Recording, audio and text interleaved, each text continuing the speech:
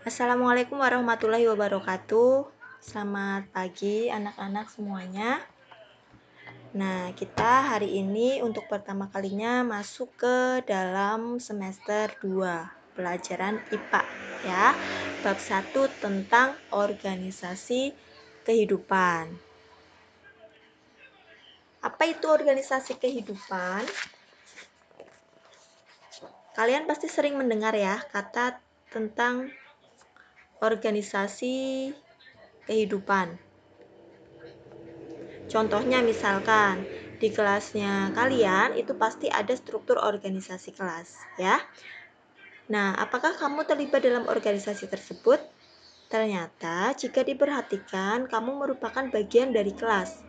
Nah, kelas kamu juga merupakan bagian dari kelas 7. Misalkan 7I ya, bagian dari kelas 7, seluruh kelas 7. Kelas 7 ini merupakan bagian dari SMP Negeri 2 Nusa Wungu, misalkan ya.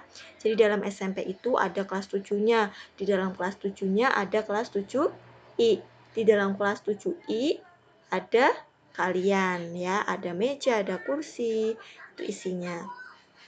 Nah, jika ditelusuri lebih jauh, ternyata sekolah kamu adalah bagian dari sekolah-sekolah yang ada di kecamatan. Di kecamatan kan terdiri dari beberapa sekolah ya, ada SMP 1, ada SMP 2, ada SMP 3. Nah, ini bagian dari kecamatan. Nah, bagian di kecamatan ini juga bagian dari kabupaten. Artinya, kamu sebagai peserta didik merupakan unit terkecil dari organisasi sekolah di kecamatan. Nah, dari uraian tadi ya, jika diperhatikan, jika itu diterapkan di dalam tubuhmu, apakah tubuhmu memiliki unit-unit penyusunnya? Iya ya. Jadi di dalam tubuhmu ini tersusun dari berbagai macam sistem organ. Contohnya ya, ada organnya, ada tangan, ada mata. Nanti di dalam mata juga ada yang namanya jaringan, ada yang namanya sel.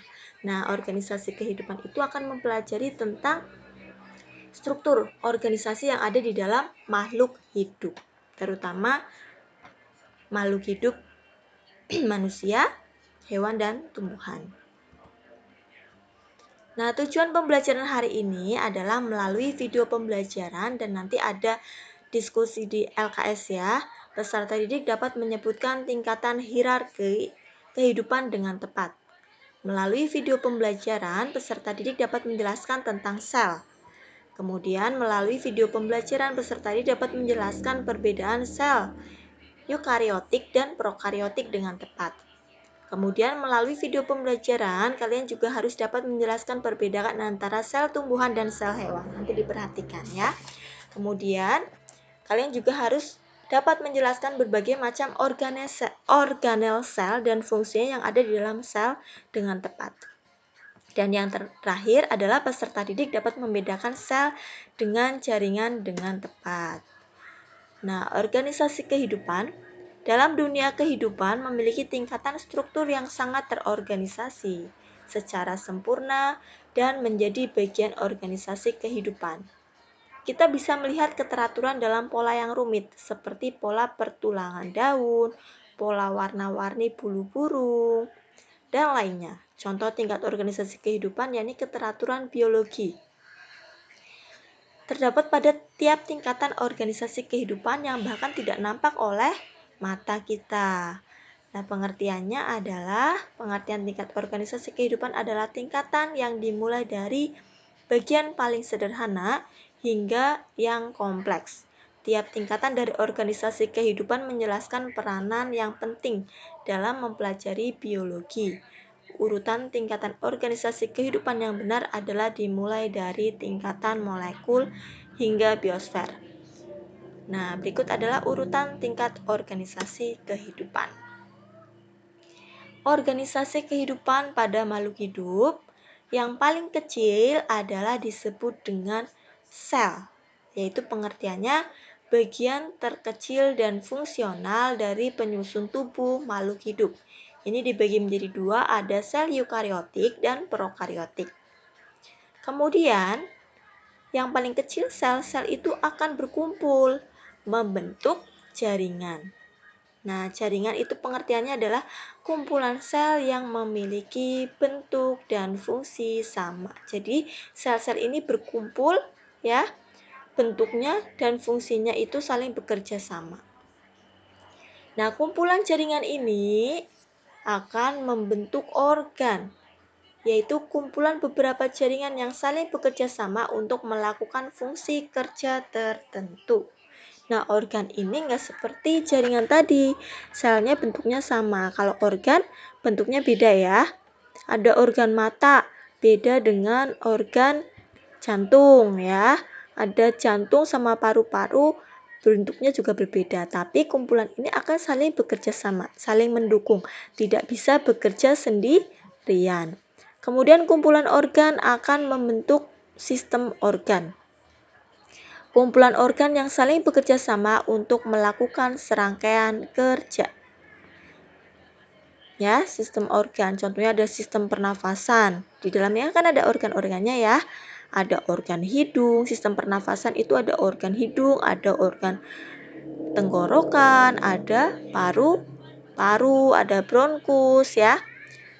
Kemudian sistem organ ini tadi ada sistem pernafasan, sistem pencernaan, sistem peredaran darah, sistem reproduksi itu akan berkumpul lagi yang akan saling bekerja sama lagi membentuk organisme, yaitu kumpulan sistem organ. Organisme itu yang biasa kita sebut sebagai tumbuhan, hewan, dan manusia. Nah, organisasi kehidupan tadi sudah ya. Ini contohnya. Sel, ada sel eukariotik, prokariotik, jaringan misalkan jaringan epitel, epidermis, ada xilem, floem ini pada tumbuhan ya. Organ contohnya organ pada tumbuhan ada organ akar, batang, daun. Kemudian pada manusia ada jantung, ada paru-paru. Sistem organ tadi ada sistem pernafasan, pencernaan dan lain-lain. Kemudian membentuk makhluk hidup, membentuk tubuh kita. Yang pertama akan kita pelajari adalah yang terkecil dulu tadi adalah sel. Sel ini adalah unit terkecil dari makhluk hidup. Untuk melihatnya dibantu dengan mikroskop. Nggak bisa kita melihat secara langsung tanpa bantuan alat. Penemu pertama adalah Robert Hooke tahun 1665 yang ditunjukkan seperti kotak sarang lebah atau penjara. Nah, sel ini dibagi menjadi dua, yaitu prokariotik dan eukariotik.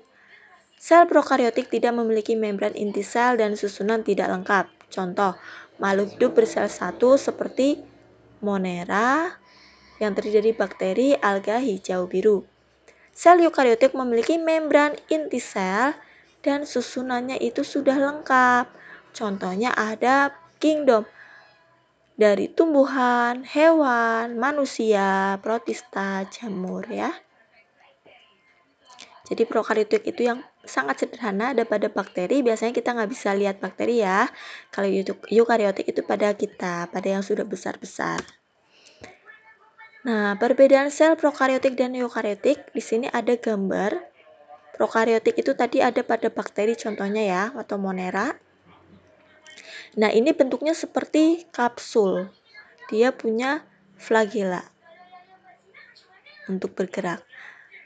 Susunannya di sini ada rambut seperti pili, rambut getar, ada plasmid, ada ribosom, kemudian ada cairan sitoplasma, ada membran sel, ini pelindung, kemudian punya dinding sel juga untuk pelindung yang lebih tebal, menjaga kekakuan dari bentuk ini, menjaga bentuk sel. Kemudian ada kapsulnya, pembungkusnya seluruhnya. Dan di tengah di sini ada nukleoid atau inti sel. Untuk sel eukariotik, ini ada yang berbentuk bulat. Ini ada pada hewan. Terdiri dari lebih kompleks daripada sel prokariotik. Ada inti, ada ini inti sel ya, ada nukleolus, ada membran inti, kemudian ada retikulum endoplasma, ada titik-titik ini namanya ribosom, kemudian ada retikulum endoplasma yang halus, ada mitokondria, ada badan Golgi. Kemudian ini badan Golgi, ini ada sentriol, lisosom, kemudian ada cairan juga, sama ya, ada sitoplasma cairannya, kemudian ada membran sel. Nah, perbedaan sel prokariotik dan eukariotik. Prokariotik itu pada bakteri atau alga hijau biru, eukariotik pada fungi jamur ya, protozoa, plantae itu tumbuhan, animalia itu hewan. Prokariotik itu ukurannya kecil, lebih kecil dari sel eukariotik. Membran intinya yang paling sering, paling umum ini adalah membran inti, bukan membran sel ya. Tapi membran inti kalau prokariotik itu tidak ada, kalau membran sel punya.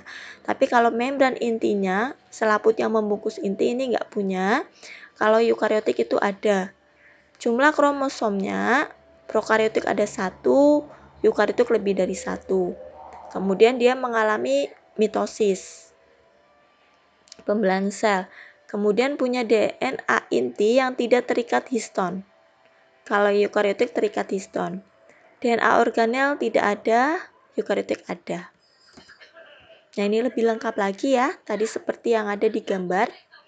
Membran intinya, membran nukleus tidak ada, dinding sel prokariotik itu ada, malah lebih rumit. Kalau eukariotik itu lebih sederhana. Kemudian, nah untuk membran plastida ada mitokondria, sitoplasma, badan Golgi, ribosom ada ya. Ini tidak ada pada sel prokariotik. Kalau eukariotik itu sudah ada, tapi tadi sitoplasma ada ya, cuman alirannya tidak ada. Ribosom ada di dua-duanya, tetapi dengan bentuk yang kecil. Kalau yang eukariotik itu lebih besar.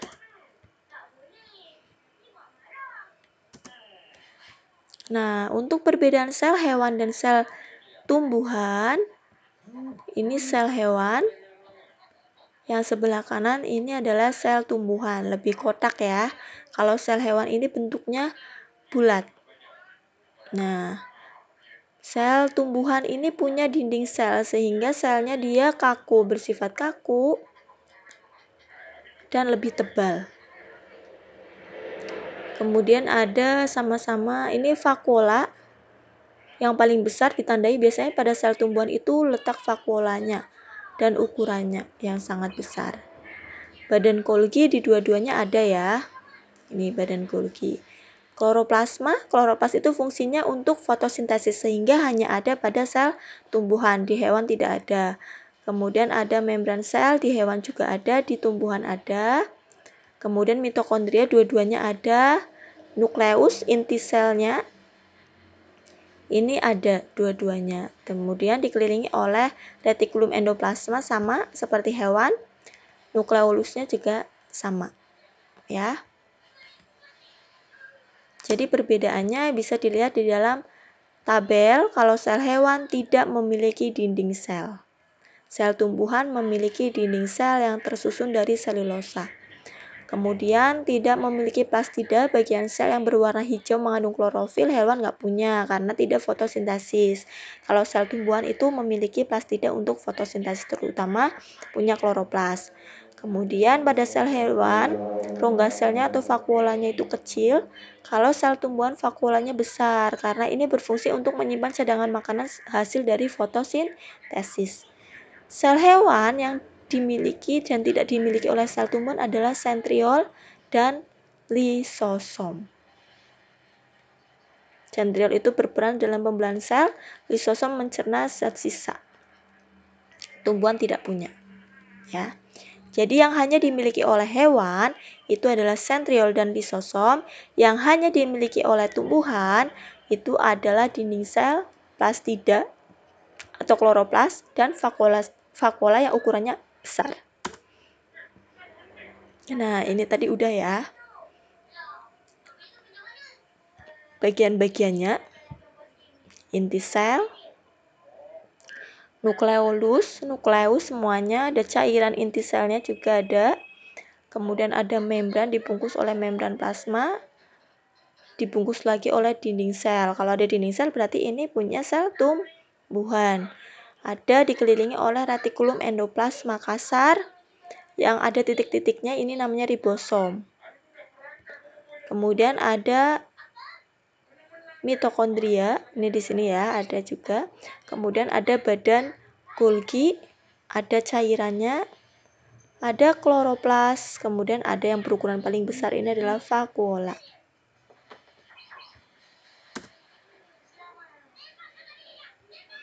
Bagian-bagian dari sel. Membran sel, selaput sel melakukan pertukaran zat, oksigen makanan, sistem metabolisme, dan pembungkus sel. Inti sel ini mengatur seluruh kegiatan sel. Jadi kegiatannya semuanya diatur oleh inti sel atau nukleus.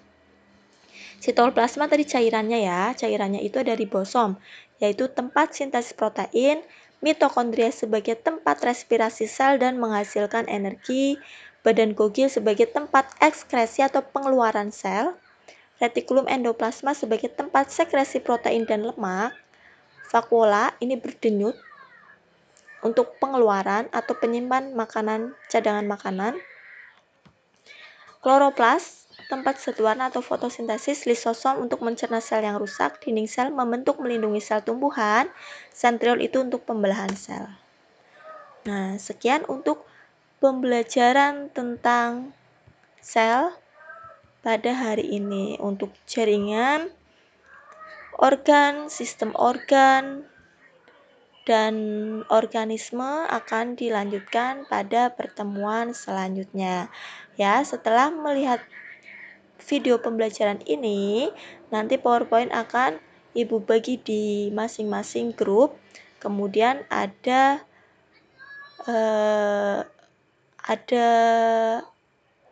lembar kegiatan yang harus kalian lakukan, ya. Nanti akan dikirim di Google Classroom dan akan dikirim di WhatsApp group. Kalau ada pertanyaan nanti bisa disampaikan melalui WhatsApp group atau Google Classroom. Sekian pembelajaran pada hari ini. Ibu akhiri, wassalamualaikum warahmatullahi wabarakatuh.